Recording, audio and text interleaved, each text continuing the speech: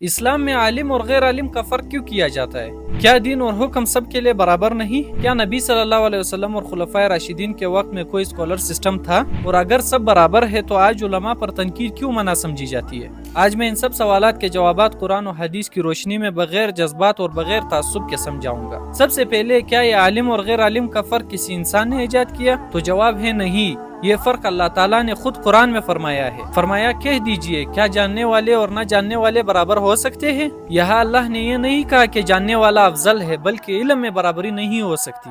اب کیا نبی صلی اللہ علیہ وسلم کے دور میں کوئی اسکالر سسٹم تھا؟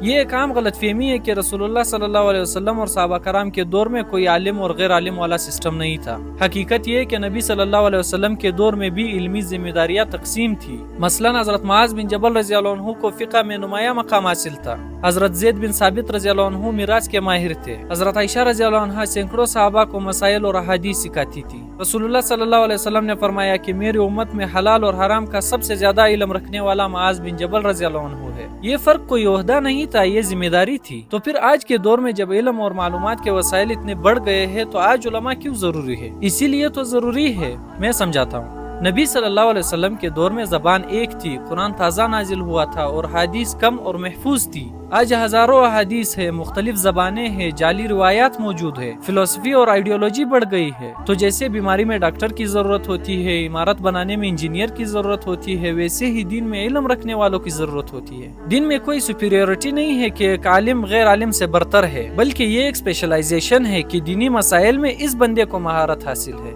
اب کیا عالم غلطی سے پاک ہے؟ تو جواب ہے نہیں۔ اسلام میں کوئی معصوم نہیں ہے سوائے رسول اللہ صلی اللہ علیہ وسلم کے۔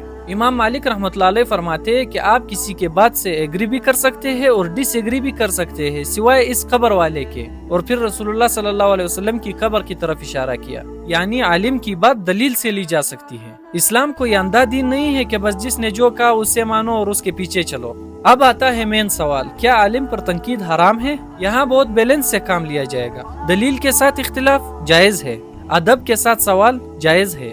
یہ گالی، مذاق اڑانا اور کسی کی نیت پر حملہ کرنا یہ حرام ہے۔ اب اصل مسئلہ کہاں پیدا ہوا؟ اصل مسئلہ یہ ہے کہ کچھ علماء نے خود کو سوال سے بالاتر سمجھ لیا، کچھ عوام نے علماء کو بت بنا لیا ہے۔ یہ دونوں چیزیں اسلام کا حصہ نہیں ہے۔ اسلام میں کوئی پادری نظام نہیں ہے، کوئی مقدس انسان نہیں ہے۔ وہ اللہ جانتا ہے کہ کس کی نیت پاک ہے اور کس کی ناپاک ہے، لیکن علم کی قدر ہے، اور علم غرور کے لیے نہیں، ذمہ داری کے لیے ہے۔ علماء کا احترام کرے لیکن حق کو سب سے اوپر رکھے، کیونکہ اسلام میں شخصیات نہیں، دلیلیں مقدس ہوتی ہے۔